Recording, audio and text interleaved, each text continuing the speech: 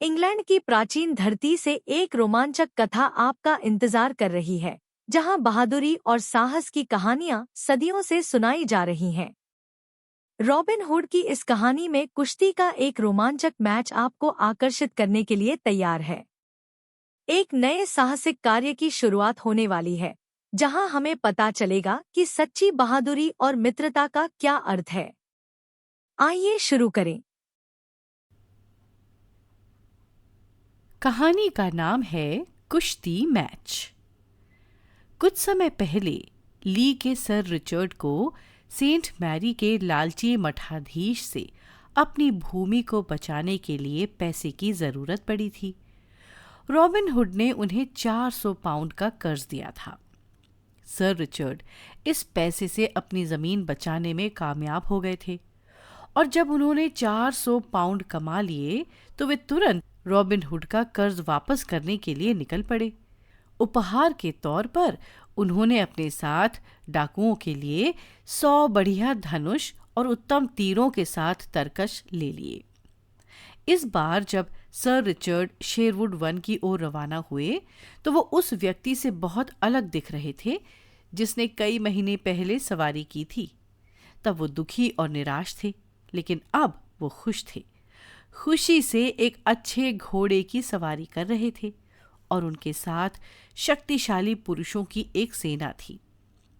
वो robin hood के शुक्रगुजार थे। शेरवुड फॉरेस्ट के रास्ते में वो और उनके लोग एक नदी के बगल में हरे भरे घास के मैदान में पहुंचे, जहां वे एक देशी मेले को देख सकते थे। उस मेले में ऐसे बाजीगर थे जो गेंदों और बोतलों को उछालते थे और डब्बों पर फेंकते थे जो एक दूसरे पर गिरते थे। उसे देखने वाली भीड़ को बहुत खुशी होती थी। व्यापारी मोटे तौर पर स्थापित बूथों पर अपना माल बेच रहे थे और संगीतकार और नर्तक भीड़ का मनोरंजन कर रहे थे। लेकिन सबसे बड़ी भीड़ एक रिंग के आसपास इकट्ठी हुई थी, जहां देश भर के सर्वश्रेष्ठ पहलवान प्रतिस्पर्धा करने और पुरस्कार जीतने के लिए इकट्ठे हुए थे।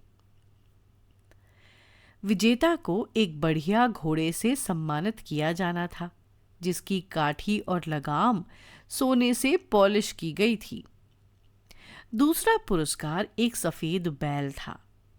तीसरे, चौथे और पांचवें पुरस्कारों में खूबसूरत कढ़ाई वाले दस्ताने, एक सोने की अंगूठी और शराब की एक बोतल शामिल थी। इतने सारे पुरस्कारों को जीतने के लिए कई बलिष्ठ पुरुष मेले में इकट्ठे हुए थे। वे सभी कोई न कोई पुरस्कार जीतना चाहते थे, भले ही वो छोटा क्यों ना हो। जिस पुल से सर रिचर्ड और उनके आदमियों को सफर करना था, उसके पास भीड़ बहुत ज्यादा थी। वे लोगों के बीच अपना रास्ता बनाए बिना आगे नहीं बढ़ सकते थे। सर रिचर्ड लोगों को परेशान नहीं करना चाहते थे और इसलिए उन्होंने अपने घोड़े पर बैठकर कुश्ती का मैच देखा।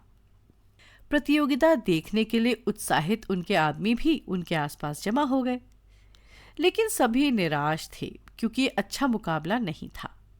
एक बहुत बड़ा भद्दा दिखने वाला आदमी था जिसने सभी को आसानी से हरा दिया था। इससे कोई फर्क नहीं पड़ता कि उसका प्रतिद्वंदी उसके गांव का चैंपियन था या उसके शहर का सबसे अच्छा पहलवान। जैसे ही कोई रिंग में बड़े आदमी से कुश्ती में उतरता, वो जल्दी से उसे नीचे गिरा देता था। ये व्यक्ति है कौन? देखने वालों ने हैरानी से पूछा। ऐसी कुश्ती हमने पहले कभी नहीं देखी। ये आदमी अपने सभी विरोधियों के साथ ऐसा व्यवहार कर रहा है जैसे वे छोटे बच्चे हों। भीड़ ने इस पहलवान का हौसला बढ़ाने के लिए तालियां बजाईं, लेकिन जल्द ही तालियों के साथ उपहास की आवाजें भी आने लगीं। ये वनवासियों के एक गुट की आवाजें थीं जो रिंग के पास खड़े थे। उन्होंने अपने एक साथी ह्यूबर्ट ओ द स्ट्रॉन्ग हैंड पर दांव लगाया था और अन्य प्रतियोगी का मजाक उड़ा रहे थे। वे अपराजित पहलवान पर चिल्लाए, जब तक ह्यूबर्ट आपका सामना नहीं करता तब तक प्रतीक्षा करें। तब आपको पता चल जाएगा कि कुश्ती क्या होती है। आप शरीर से बड़े हो सकते हैं, लेकिन ह्यूबर्ट आपको एक कंधे पर फेंक देंगे और आपको हरा देंगे।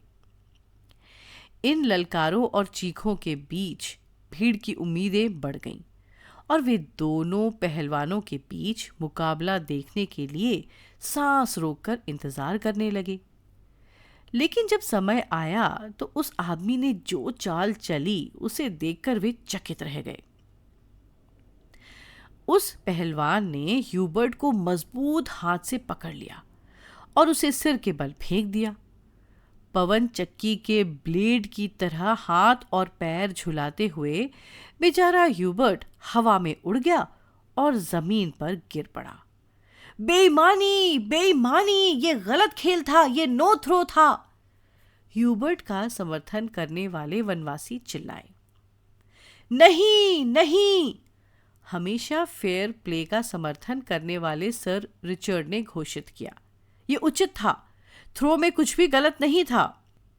वनवासी जानते थे कि थ्रो उचित था, लेकिन उन्होंने आरोप लगाया क्योंकि वो गुस्से में थे कि उनका चैंपियन हार गया था। देखते ही देखते भीड़ में भगदड़ मच गई। कुछ आवाजें बड़े पहलवान के समर्थन में जोर से चिल्लाईं, लेकिन अधिकांश उसके खिलाफ थीं, क्योंकि उसने उन पुरुषों को हरा दिया था जिनका उन्होंने समर्थन किया था। मैंने इस विशाल व्यक्ति को पहले भी कहीं देखा है।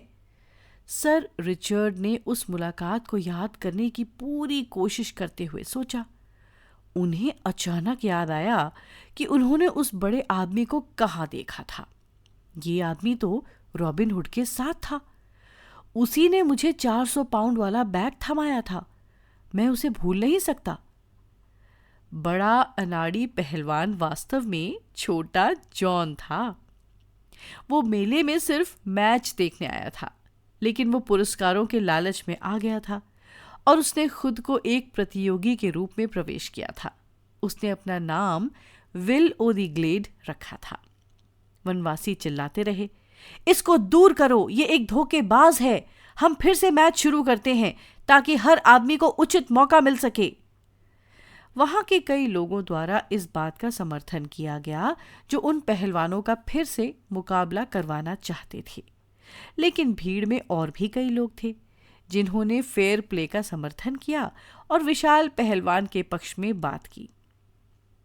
अचानक लिटिल जॉन ने खुद को तलवार चलाने वाले वनवासियों से घिरा हुआ पाया, जिन्होंने मांग की कि वो प्रतियोगिता छोड़ दे। पीछे हटो, पीछे हटो, तुम किसी निर्दोष को नहीं सता सकते। सर रिचर्ड ने हस्तक्षेप किया। वनवासियों ने सर रिचर्ड की आवाज की परवाह नहीं की, क्योंकि उन्हें भीड़ के एक बड़े हिस्से का समर्थन प्राप्त था। लेकिन बाकियों ने सर रिचर्ड को जज बनने के लिए कहा, क्योंकि वे जानते थे कि वो एक ईमानदार व्यक्ति हैं जो निष्पक्ष रूप से न्याय करेंगे। मैंने सभी मैच देखे हैं, सभी थ्रो निष्पक्ष और सच्चे थे। ऐसा कुछ भी गलत नहीं था जो विजेता ने किया हो, या खेल में इसकी अनुमति नहीं थी। मैं किसी भी आदमी को चुनौती देता हूं कि अगर मेरी बात झूठी है तो वो सामने आए, और अगर कोई आगे नहीं आया तो मैं इस आदमी को प्रथम पुरस्कार का विजेता घोषित कर दूंगा।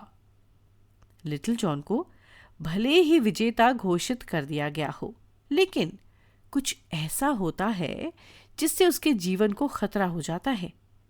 ये क्या था? जानने के लिए अगले एपिसोड में हमसे जुड़िए। इस कहानी से हमें सीखने को मिलता है कि सच्चाई और न्याय हमेशा जीतते हैं। आप इस कहानी को और भी कहानियों को स्टोरी वेव्स ऐप पर सुन सकते हैं, जो एप्पल और एंड्रॉयड दोनों पर उपलब्ध है। एक स्टोरी वेव्स सब्सक्रिप्शन एक महीने में $1 से भी कम में आता है, जो आपके परिवार के लिए उच्च गुणवत्ता वाली कहानियों को लाने का सबसे किफायती तरीका है। सभी नए कहानियां स्टोरी वेव्स ऐप पर उपलब्ध हैं और सबसे रोमांचक सामग्री केवल ऐप पर ही मिलती है। कृपया हमारे YouTube चैनल को सब्सक्राइब करें और हमें इंस्टाग्राम, टिकटॉक और स्पॉटिफाई पर फॉलो करें ताकि आप आगामी सामग्री के बारे में अपडेट रहें। धन्यवाद हमारी कहानी सुनने के लिए।